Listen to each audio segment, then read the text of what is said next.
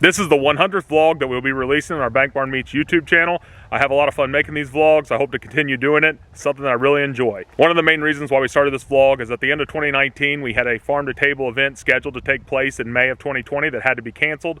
And so I thought this would still be a good way to give a behind-the-scenes look at all the process and work that goes into producing locally sourced meats. I've learned a lot about putting these vlogs together, editing them down and everything. And like I said, I've had a lot of fun making all these, and I hope you enjoy watching them.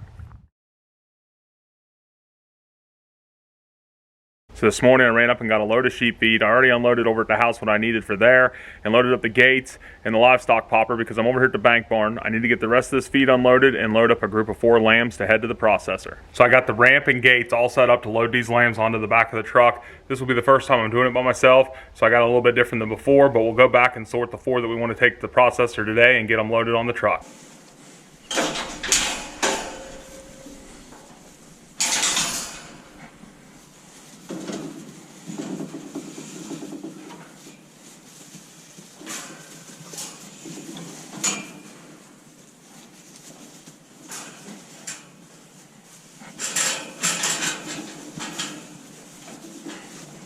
All this running into the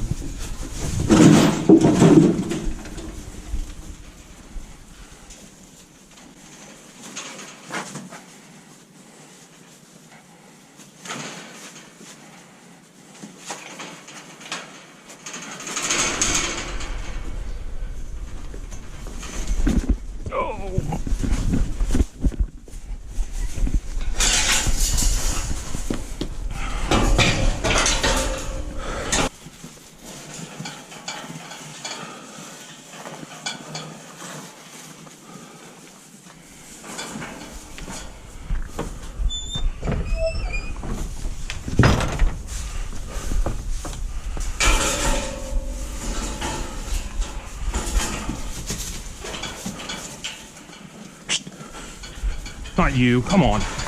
Everybody else is that way. Let's go. Let's go. Let's go. Back this way, come on. Come on. Come on.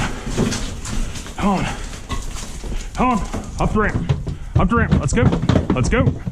Come on now. Come on now. Come on now.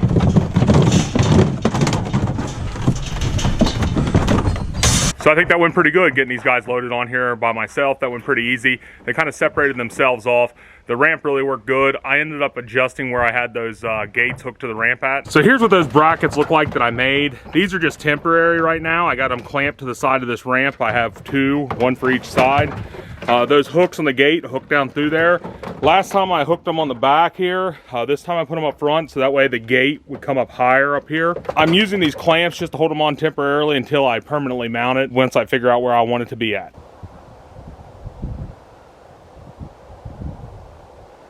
So we got those lambs over to the processor, got them dropped off, and the processor had called and let us know that our last group of lambs were ready to be picked up, so I took some coolers with me so that way I could bring that meat back home and get it put away. And the reason why we picked those 4 lambs out of this group of 9 to take to that processor yesterday is because those lambs had the longest wool on them. That normally doesn't really matter to any of the processors that we're using, but the rest of these 5 lambs here today are going to a different processor that we'd never used before. And when they called to confirm my drop-off date just a few days ago, they let me know that there would be a $55 per animal charge if I didn't shear their bellies before I brought them over, or their bellies had less than an inch of wool on them. This is the first time I've ever encountered this. I'm not really good at shearing, so I'm going to have to pin these guys up here this morning before I feed them, shear their bellies, just so that way I can avoid that $55 charge, because since we're having these lambs completely done up and boned out meat all into grind, that would add almost $2 a pound probably to these lambs just in final product that would be just going to the butcher just to shear their bellies. I'm going to put the green gates up across here, pin them up on one side, grab them, pull them over here, and just give their bellies a quick shear here. Then I'm going to go ahead and feed them, and we'll get them loaded up because this processor is about 3 hours from here.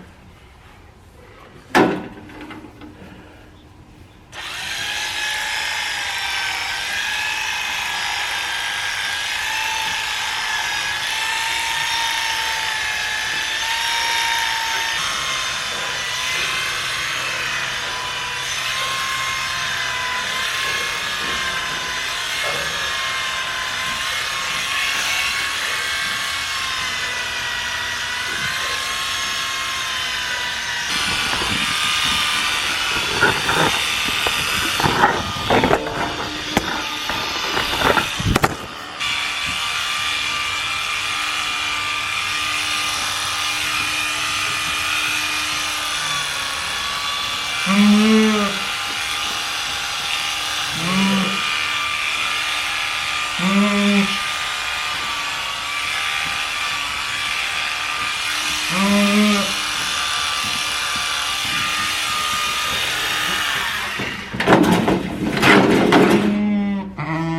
that wasn't too bad to do. They're all cleaned up now. That should meet that standard that they wanted. This isn't the butcher's fault. This is my fault. I should have looked at their website. It is on there, but I was just going off past practice of all the other lambs that I've done.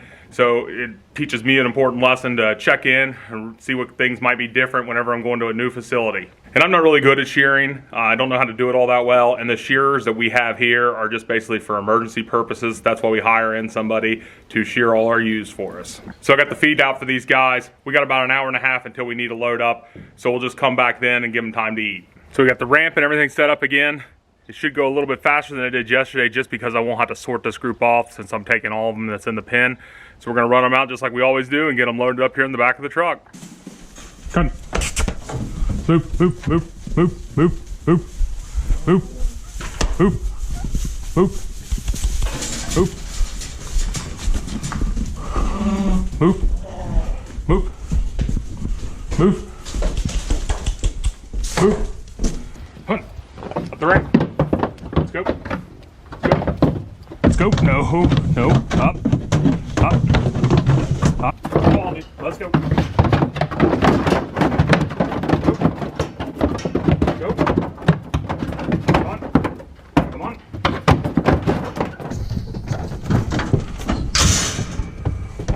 So we got these guys loaded up. That went really easy, really smooth. That's what we like. So we'll get heading over towards that processor and we'll check on them here in a little bit once we're on the road. So these lambs were the last set to go in 2021 for us. It was a 36-hour period where we drove over 500 miles to get everybody dropped off at 2 different processors. One of the reasons why we had to go so far for the second day processor is because they offer a product where we were able to meet their minimum amount of meat required to get made. And so that's why we're giving it a try. So we had to go a little bit out of our way to get it done, but they seem to be a really good shop and we're really hopeful for the product that we get back from them. Well, that'll wrap up this video. Like I said, it's been pretty fun making these 100 vlogs. I hope to continue doing it. Thanks for watching. Please remember to like and subscribe.